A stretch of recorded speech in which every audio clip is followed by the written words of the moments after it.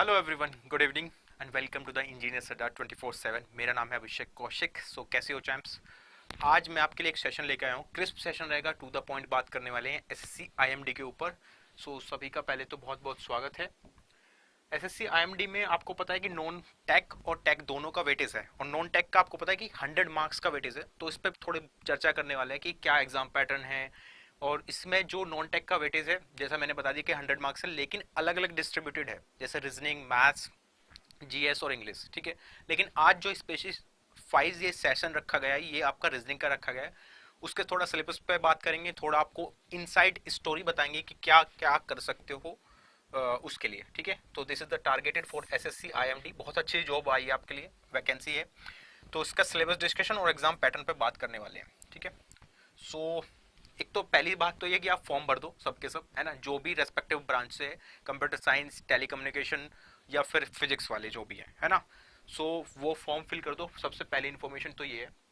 अगर हम बात करें इसकी एग्जाम पैटर्न पे, तो कुछ एग्जाम पैटर्न इस तरह से डिस्ट्रीब्यूटेड है कि नॉन टेक का वेटेज देखो, पेपर 1 में डिस्ट्रीब्यूटेड है, this is the non tech, और नीचे वाला जो है वो टेक है ना। ठीक है, नॉन टेक में आपका reasoning, quantitative aptitude, English language and comprehension, नाम से आप स्पेसिफाई कर सकते हो कि कॉम्प्रिहेंशन का वेटेज भी यहाँ से बढ़ेगा देखो। और जनरल अवेयरनेस, जनरल अवेयरनेस में भी सारा current affairs, static portion, dynamic portion सारा इंक्लूडेड रहेगा। बट अगर हम बात करें रीजनिंग की, तो रीजनिंग में 25 क्वेश्चन है, और सारे के सारे 25-25 क्वेश्चन के हिसाब से दिया हुआ है, जैसा कि अक्सर एसएससी के एग्जाम्स में होता ही आपको पता है। टीयर 1 जो होता है वो बेसिकली इसी तरह से डिजाइन किया जाता है कि 25-25 क्वेश्चन डिस्ट्रीब्यूटेड होते हैं, चाहे वो सीजीएल हो चाहे वो सीएचएसएल हो, बाकी एग्जाम्स की तरह।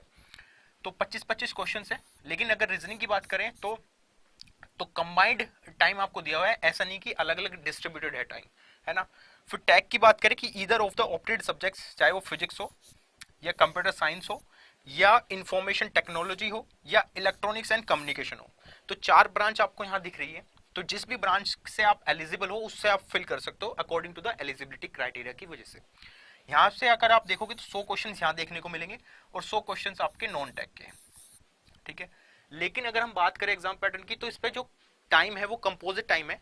तो आपके 120 क्वेश्चंस ही 120 मिनट्स यानी कि 2 घंटे यहाँ से आपको मिलने वाले हैं, जिसमें आपका पेपर 1 और पेपर 2 दोनों के दोनों इसमें इंक्लूड रहेंगे, चाहे वो टेक का हो चाहे वो नॉन टेक का हो। ठीक है, लेकिन जो आज मैंने सेशन रखा है आपके लिए वो रहेगा आप टोटली रीजनिंग के ऊपर। फिर एक दिन हम सेशन कर लेंगे क्वांटिटेटिव एप्टीट्यूड पे और इस पे बात कर लेंगे। फिर ऐसे ही क्रिस्प सेशन आपके लिए मैं लेता रहूंगा, जिससे कि आपको बहुत फायदा मिलेगा। अगर अभी हम बात करें सिर्फ सिलेबस डिस्कशन पे कि क्या क्या इसमें इंक्लूड रहेगा रीजनिंग की, तो उसकी बात कर लेते हैं थोड़ा। ठीक है, तो एसएससी साइंटिफिक असिस्टेंट एक तो बहुत अच्छी जॉब है इंडियन मेट्रोलॉजिकल डिपार्टमेंट में 2022 को टारगेट करते हुए। पहली बात तो आपको पता है कि सीटिंग अरेंजमेंट और पजल का वेटेज काफी अच्छा जाने वाला है, अब एग्जामिनर इस पे फोकस कर रहा है। ठीक है, तो सीटिंग अरेंजमेंट और पजल को मैंने अलग अलग रखा है इस वजह से। ठीक है, देन सिलोजिज्म सभी एग्जाम्स में पूछा जाता है, चाहे वो एसएससी जेई का हो, चाहे वो आईएमडी का हो, चाहे डीआरडीओ हो, किसी भी एग्जाम्स में सिलोजिज्म आता ही आता है। ब्लड रिलेशन हो गया। पजल्स का वेटेज मैंने बताया, दोनों को अलग अलग रख दिया मैंने, बट ये एक दूसरे से इंटरलिंक्ड भी है। ठीक है, इनइक्वालिटी हो गया, इनपुट आउटपुट के क्वेश्चन हो गए, कोडिंग डिकोडिंग हो गया, इसमें आपकी चाइनीज कोडिंग यानी कि डायरेक्ट कोडिंग जिसको बोलते हैं हम, वो भी रहेगी, और कुछ एडवांस भी रहेगा। डेटा सफिशिएंसी वाले क्वेश्चन होंगे, जिसमें कि आपको डेटा दिया होता है और आपको ये बताना होता है कि कौन सा डेटा जो है, कौन से स्टेटमेंट सफिशिएंट है आंसर निकालने के लिए। ठीक है, इसमें एग्जैक्ट आंसर आपको नहीं निकालना होता। ठीक है, वो वाले क्वेश्चन दिखेंगे आपको। ऑर्डर और रैंकिंग वाले क्वेश्चन दिखेंगे, है ना, इजी होते हैं।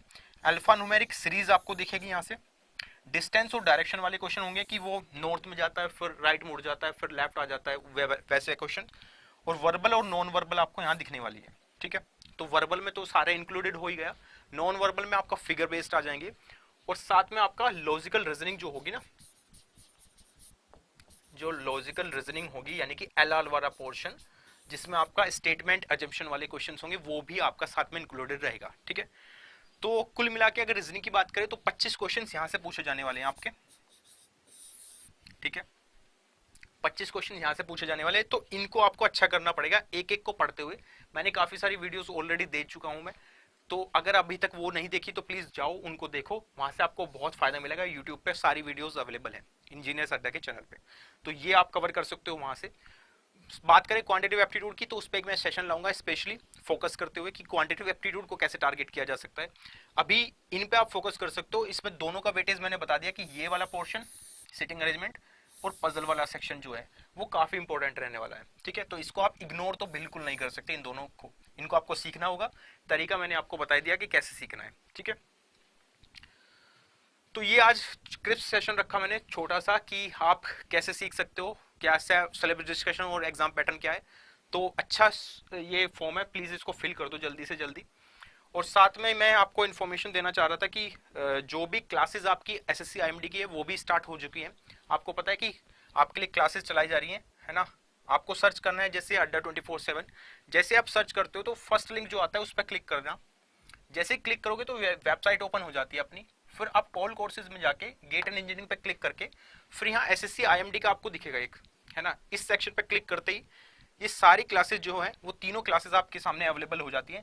जैसे ये फिजिक्स की क्लासेस है, ये इलेक्ट्रॉनिक्स एंड टेलीकम्युनिकेशन हो गया, और ये कंप्यूटर साइंस की टेक प्लस नॉन टेक। इन तीनों में देखो टेक प्लस नॉन टेक तीनों में है ना। ऐसा नहीं है कि टेक की अलग है नॉन टेक की अलग है, नहीं, अभी तीनों में टेक प्लस नॉन टेक है। सो जिस भी ब्रांच से आप कनेक्टेड हो, जिस भी सब्जेक्ट को आप लेके इसको फिल करना जा रहे हो, चाहे वो कंप्यूटर साइंस हो, चाहे वो आपका साइंटिफिक असिस्टेंट हो, चाहे वो मतलब टेलीकम्युनिकेशन हो या फिर फिजिक्स हो, ठीक है, आप उस पर अप्लाई कर सकते हो। टेस्ट सीरीज भी आपके सामने नीचे ही अवेलेबल है तीनों की। ठीक है, तो इसको ज्वाइन करने का तरीका मैं बता देता हूँ, बड़ा सिंपल सा है।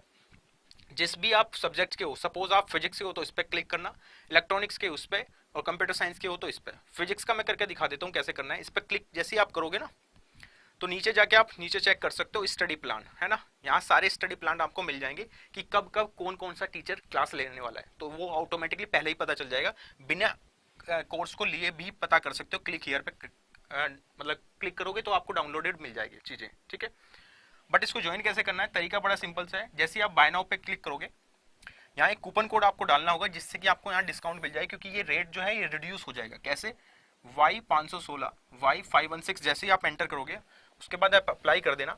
अप्लाई करते ही आपको क्या दिखेगा देखो, उसके बाद आपको अप्लाई करते ही कि डिस्काउंट दिख रहा है। आई थिंक देख भी पा रहे होंगे आप, दिख रहा है सबको।